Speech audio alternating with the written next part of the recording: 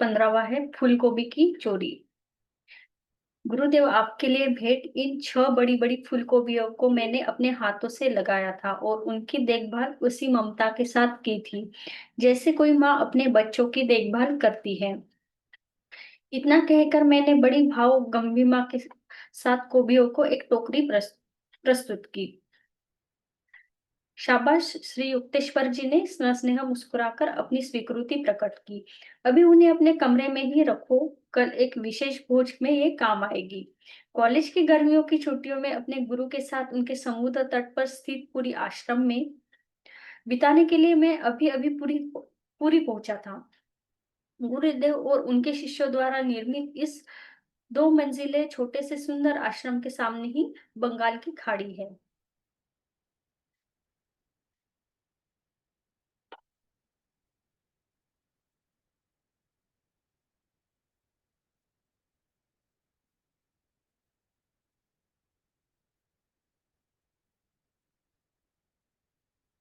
हम दोनों ने एक दूसरे की आंखों में देखा, दोनों में ही नेत्रों में अश्रु भर आए, आनंद की एक लहर मुझे निमग्न कर दिए। मुझे यह बोध हो रहा था कि मेरे गुरु साक्षात भगवान मेरे हृदय की प्रेम की सीमित उत्कंठाओं को विराट प्रेम में विस्तारित है। कुछ दिन बीत जाने के बाद एक दिन सुबह मैं गुरुदेव के खाली बैठक कक्ष में गया। वह ध्यान करने में मेरा विचार था, परंतु मेरा अवज्ञानकारी मन इस प्रशंसनीय उद्देश्य में सहयोग देने के लिए तैयार नहीं था। विचार ऐसे ही बिखर रहे थे जैसे कि शिकारी के आते ही पक्षी बिखर जाते हैं। मुकुंद, दूर की एक बालकनी से श्री युक्तेश्वर जी की आवाज आई। मेरे विचार इतने विद्रोही थे, उतना ही विद्रोही अब मैं बन गया। गुरुदेव सदा ही मुझे ध्यान करने को कहते हैं। मैं अपने आप से बड़बड़ाया। उन्हें मालूम है कि मैं यहाँ किस लिए आया हूँ, अब उन्हें मेरे प्रयासों में बाधा नहीं डालनी चाहिए। उन्होंने फिर मुझे बताया। मैं चुप ही बैठा रहा। तीसरी बार जब उन्होंने फिर पुकारा तो उनके स्वर में कठोरता आ गई। मैं ध्यान कर रहा हूँ गुरुजी। मैं विरोध में चिल्लाया। मैं जानता हूँ तुम कैसा ध्यान कर रहे हो। मेरे गुरु ने इधर मेरे गुरु ने उधर से कहा, आंधी में उड़ रहे पत्तों के समान मन से यहाँ मेरे पास आओ। मैं जानता हूँ तुम कैसा ध्यान कर रहे हो। मेरे गुरु ने इधर से कहा, प्रयत्न में विफल रहने और भेद खुल जाने पर मैं खिन्न मन से चुपचाप उनके पास जाकर खड़ा हो गया। नादान बच्चे, तुम्हें जो चाहिए वह पर्वत मुझे तुम्हें नहीं दे सके। गुरुदेव स्नेह भरे सांत्वना देते स्वर में बोल रहे थे। उनकी शांति दृष्टि अथाह बन गई थी। तुम्हारे हृदय की लालसा अवश्य पूरी होगी। श्री युक्तेश्वर जी कदाचित ही कभी गूढ़ भाषा में बोलते थे। मैं असमंजस में पड़ गया। उन्होंने धीरे से मेरी छाती पर हृदय के ऊपर थपथपाया। मेरा शरीर मेरा शरीर निश्चल होकर जमीन में चिपक गया। श्वास तेजी से फेफड़ों से बाहर खींच गया, मानो किसी महाकाय चुंबक ने उसे खींच लिया हो। आत्मा और मन तत्क्षण शरीर के बंधन से मुक्त हो गए और किसी प्रवाहमान तीक्ष्ण तेज के समान मेरे शरीर के रोम रोम से बाहर आने लगे। स्थूल शरीर मृतवत हो गया। फिर भी अपने तीव्र बोध में मुझे यह भान हो रहा था कि मैं पहले कभी भी पूर्ण रूप से जीवित नहीं था। अपने अस्तित्व का मेरा बोध अब संकुचित रूप से केवल मेरे शरीर तक ही सीमित नहीं था, बल्कि मेरे चारों ओर व्याप्त अणु परमाणु में फैल गया था। दूर सड़कों पर चल रहे लोग मेरी अपनी ही दूरदृष्टि दूरस्थित परिधि पर चलते प्रतीत हो रहे थे। भूमि की धुंधली पारदर्शिता में पेड़ पौधों की जड़ें दिखाई दे रही थी। उनके अंदर चल रहे इस प्रवाह का भी मैं स्पष्ट अवलोकन कर रहा था। आसपास का पूरा क्षेत्र मेरे सामने अनावृत हो गया था। केवल सामने ही देख पाने वाली मेरी साधारण दृष्टि अब चतुर्दिग्दर्शी विशाल मंडाकार दृष्टि में परावर्तित हो गई थी, जो सर्वदर्शी भी थी। अपने ही मस्तिष्क के पीछे पीछे से मैं रायघाट लेने में दूर चलते फिरते लोगों को देख रहा था और एक श्वेत गाय को भी मैंने वहां देखा, जो धीरे धीरे आश्रम की ओर आ रही थी। जब वह आश्रम के खुले द्वार पर पहुंच गई तो मैंने उसे देखा, मानो अपने दो स्थूल आंखों से देख रहा हो। जब वह आश्रम के अहाते की दीवार के पीछे चली गई, तब भी मैं उसे स्पष्ट दिख रहा था। मेरी विशालदर्शी दृष्टि में दिखने वाली सारी वस्तुएं तेज चलने वाली चलचित्रों की भांति कंपित और स्पंदित थी। मेरा शरीर, गुरुदेव का शरीर, चारों ओर खंभों खंभों से घिरा आश्रम का चौक, फर्नीचर और फर्श, पेड़-पौधे और धूप यदाकदा उग्रता से स्पंदित होते, जब तक कि सब कुछ प्रकाश सागर में विलीन हो गया हो। ठीक जैसे पानी से भरे गिलास में चीनी डालने के बाद उसे हिलाने से वह पानी घुल जाती है। सब सब कुछ अपने में विलीन कर लेने वाला यह प्रकाश बीच-बीच में आकार धारण कर कर लेता था। फिर वह आकार उसी प्रकाश में विलीन हो जाता था। आसपास का पूरा क्षेत्र मेरे सामने अनावृत हो गया। केवल सामने ही देख पाने वाली चीजें मेरी असाधारण दृष्टि से मैं देख रहा था। मेरी आत्मा के शांत अनंत तट पर सागर के समान आनंद उमड़ पड़ा। मैंने अनुभव किया कि ईश्वर का स्वरूप अश्रय अक्षय आनंद है। उसका शरीर प्रकाश के असंख्य तंतु है। मेरे अंदर उमड़ती दिव्य ज्योति ने विस्तृत होते होते नगरों, महाद्वीपों, सूर्यमंडल, तारामंडल, निहारिका पुंज और अंतरिक्ष में प्रवर्तमान ब्रह्मांडों को अपने में समा लिया। रात में दूर से दिखाई पड़ने वाले नीले प्रकाशमय की भांति समस्त ब्रह्मांड मेरे अस्तित्व की अनंतता में जगमग रहा था। ब्रह्मांड की स्पष्ट रेखांकित परिधिति के परे चमकने वाला तीव्र प्रकाश उसके दूरतम किनारों तक पहुंचते पहुंचते किंचित क्षीण हो रहा था। वहां मुझे एक स्निग्ध मृदु तेज दिखाई दे रहा था, जिसमें कभी किसी प्रकार की कोई क्षीणता नहीं आ रही थी। वह तेज अवर्णीय रूप से सूक्ष्म था। नक्षत्र पुंजों के आकार अपेक्षाकृत स्थूल प्रकाश से बने हुए थे। एक शाश्वत उद्गम स्रोत से दिव्य किरणों का प्रसार हो रहा था और वे अवर्णीय प्रभामंडल से दीप्यमान आकाश गंगाओं में रूपांतरित हो रही थी। बार बार मैंने सृजनात्मक किरणों को नक्षत्रों में और फिर विस्तृत पारदर्शकता ज्वालाओं में रूपांतरित होते देखा।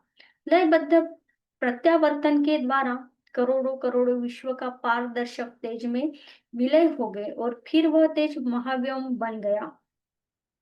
मुझे यह ज्ञान हुआ कि इस समस्त तेजो ब्रह्मांड का केंद्र मेरे हृदय में स्थित अंतर्ज्ञान अंतर्ज्ञानाभूति का बिंदु है। एक प्रकाशकारी ज्योति मेरी नाभि से समस्त ब्रह्मांड के प्रत्येक भाग को प्रसारित हो रही थी। परमानंद में अमृत मेरे अस्तित्व के कण कण में पारे के प्रवाह की भांति व्याप्त हो रहा था। ईश्वर की सृजनात्मक ध्वनि को, ब्रह्मांड के प्रेरक यंत्र की ध्वनि को ओम की झंकार में प्रतिध्वनित होते सुन रहा था। अचानक अचानक श्वास मेरे फेफड़ों में लौट आया। लगभग असह्य निराशा के साथ मैं जान गया कि मेरी विराट असीमता लुप्त हो गई थी। फिर एक बार मैं अपमानास्पद देह पिंजरे में आबुद्ध हो गया था, जिसमें ब्रह्म को आसानी से कोई स्थान नहीं मिल सकता। घर से भागे बालक की भांति मैं अपने विराट तेजों में से भाग आया था और अपने आप को मैं एक संकीर्ण पार्थिव देह के क्षुद्र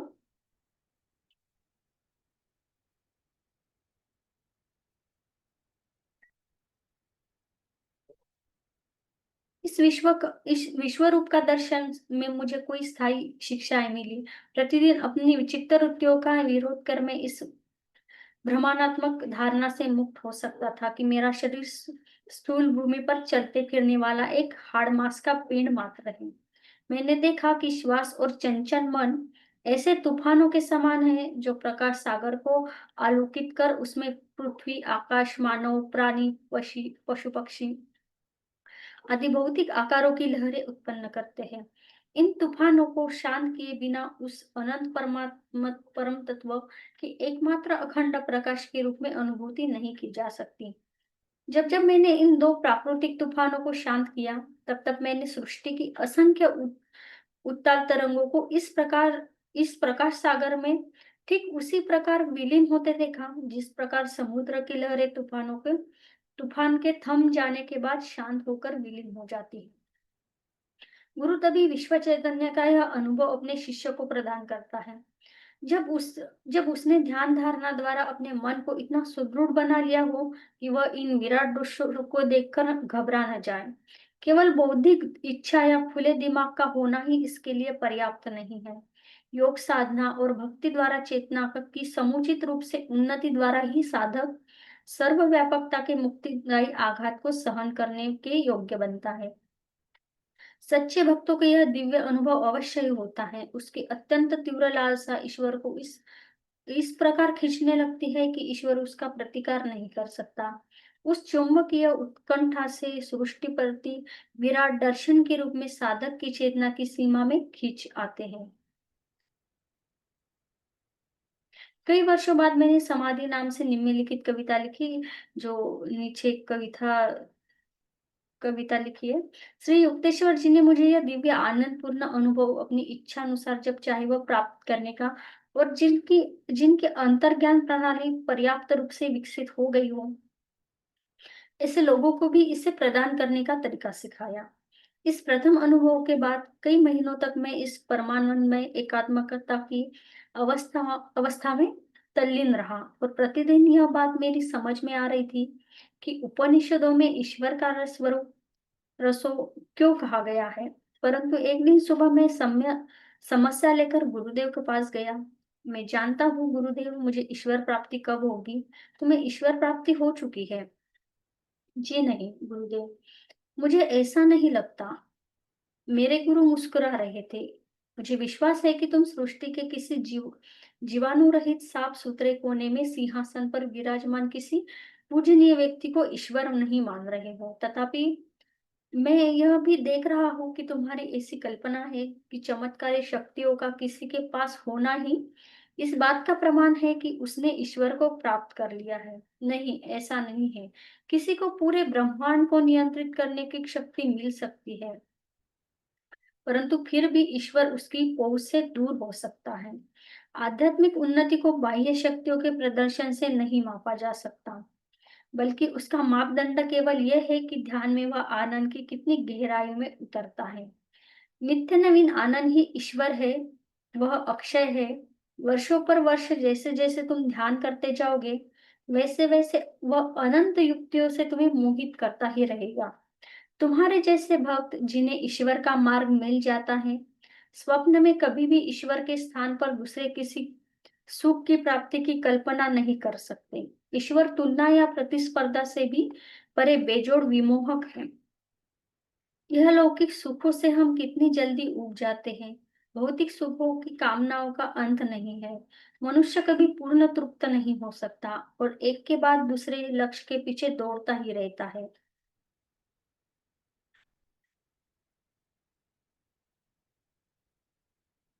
बाह्य इच्छाएं हमें के स्वर्ग से बाहर खींच लाती है।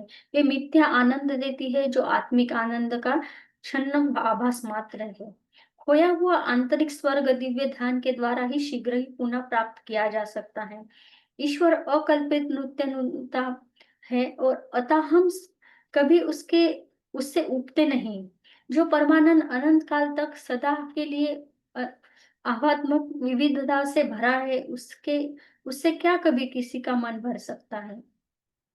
मेरी समझ में आया गुरुदेव कि संतों ने ईश्वर को अघात क्यों कहा है। अमर जीवन भी अमर जीवन भी ईश्वर को समझने के लिए पर्याप्त नहीं है। यह सच है, किंतु वह निकट संबंधी और प्रियजन भी है। जब क्रिया योग द्वारा मन इंद्रियजन्य विकारों से रहित हो जाता है, तब ध्यान ईश्वर का दूसरा प्रमाण प्रस्तुत कर देता है। नित्य नवीन आनंद के उसके अस्तित्व का प्रमाण है, जो हमारे प्रत्येक अणु को भी उसकी प्रतीति करा देता है। और ध्यान में हमारी प्रत्येक समस्या के लिए ईश्वर का तत्क्षण मार्गदर्शन, उसका समुचित प्रत्युत्तर भी मिलता है। गुरुजी, आपने मेरी समस्या का निराकरण कर दिया है। मैं कृतज्ञतापूर्वक मुस्कुराया। अब यह जान गया हूँ कि ईश्वर को प्राप्त कर लिया है, क्योंकि अब कभी कार्यशीलता के बीच ध्यान का आनंद मेरे सुप्त मन में लौट आता है। प्रत्येक कार्य में, यहाँ तक कि उसके संबंधित छोटी से छोटी बातों में भी सही दिशा अपनाने का सूक्ष्म मार्गदर्शन मुझे मिलता है। बस आज के